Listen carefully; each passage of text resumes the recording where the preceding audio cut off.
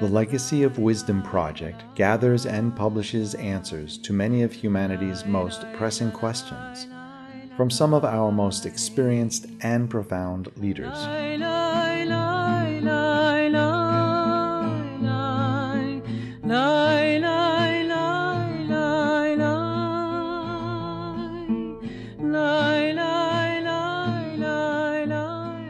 Sometimes a very difficult issue that as we approach the so-called December years, the very end period, there is often a natural proclivity towards retreat or inwardly looking.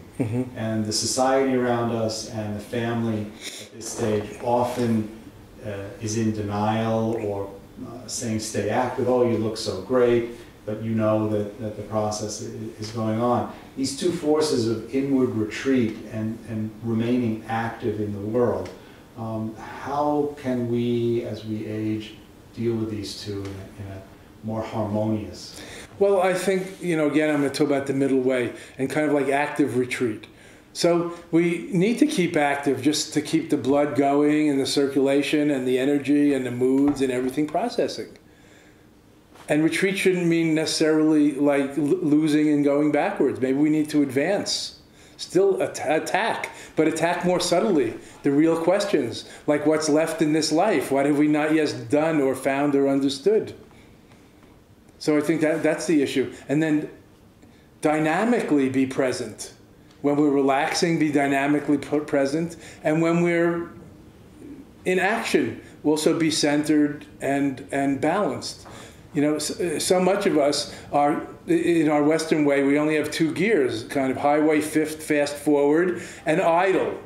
And if we ever get a vacation, we just flop and drop. There's almost no integration, no gears in between. And so it's very herky-jerky, and there's a lot of stress on the system. We're back to stress and wear and tear. But there's a way of being more balanced, and as we get older, that's why we were talking before about, as we're growing up, I think we could build in more contemplative education, a more emotional wisdom process, a more appreciation for sacred living or for noble silence, not just being a good talker and producing, for giving and receiving, for asking for help, not just trying to be a caretaker and a giver. Then we hijack all the giving. You also have to be a receiver so other people give to you and the system gets balanced mutually, like in any relationship.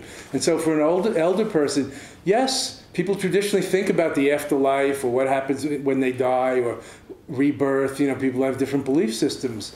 But also how they're going to live in December, as well as in November, as well as in August.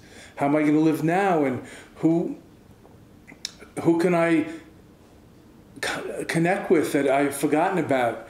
My mother's friends all moved to Florida, and she hardly ever called them because it costs so much to call long distance. We had to keep reminding her, it doesn't cost that anymore, Mom. Why don't you call so-and-so, your best friend from the suburbs? So, needless to say, we're going to slow down, but it doesn't mean speed is not, quantity and speed is not the ultimate value. Quality. And just because we may have less time, nobody knows who's going to live longer, the December people or the May people. The mayflies die pretty quick. But nobody knows who's going to live longer, but quality time is what's important, not quantity. And making this, this is the perfect time and perfect place and perfect revelation and perfect gift, and we're the right people in the right time and the right place. That's a good reflection, I think, at any age and stage. La la la